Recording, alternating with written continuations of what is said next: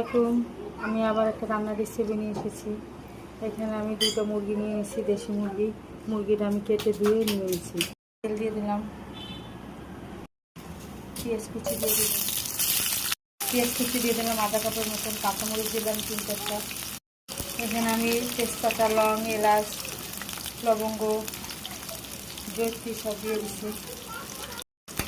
পেস্টটা নাড়া দিয়ে নিই, পেস্টটা একটু ভাজা লাল লাল হয়ে এসছে। আমাদের পেস্টটা ভাজা হয়নি, আর একটু ভাজা হবো। হয়ে গেছে।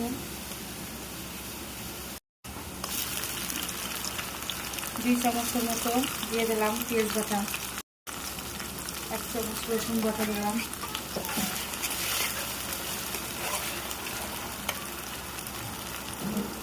আদা বাটা 1 চামচ দিলাম, 1.5 চামচ দিলাম, 1.5 চামচ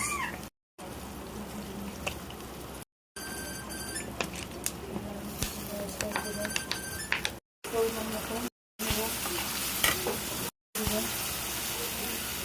একটু কষাই নেব। 1 চামচের মতন জিরা গুঁড়ো দিলাম, 1 চামচের মতন জিরা দিনে থাকি। মশলা কষানো হয়ে গেছে, আমি এখন মাংসটা দিয়ে দেবো।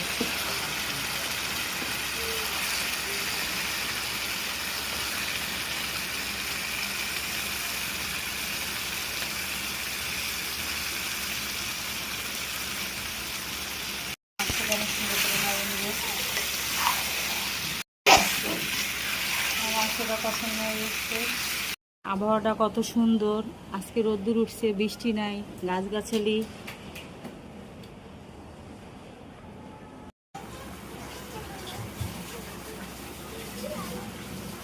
মাংসটা কষানো হয়ে গেছে, আমি একটু পানি দিয়ে দিব। দেশি মুরগি তো, বাচ্চা মুরগি, বেশি জাল লাগে না। দিয়ে দিব পানি দিয়ে, আমি আবার 10 মিনিটের জন্য রেখে দিব। ঢাকনা দিয়ে রেখে দিব। আমার কষানোতে আমার অর্ধেক মাংস হয়ে গেছে, গলে গেছে। রেখে দিলাম 10 মিনিটের জন্য। 10 মিনিট হয়ে গেছে, আমি আবার ঢাকনাটা উঠাই নিব। এখন কালার কত সুন্দর হয়েছে, মাংস গলে গেছে। আমি এখন মশলাটা দিয়ে দেবো। মুরগি মশলা দিয়ে দিলাম, জিরা ফাঁকি দেবো, জিরা ফাঁকি দিয়ে দিলাম 1.5 চামচ। সেজন্য কম দিয়ে দিচ্ছি, আপনারা আপনাদের পরিমাণ মতন দিয়ে দিন।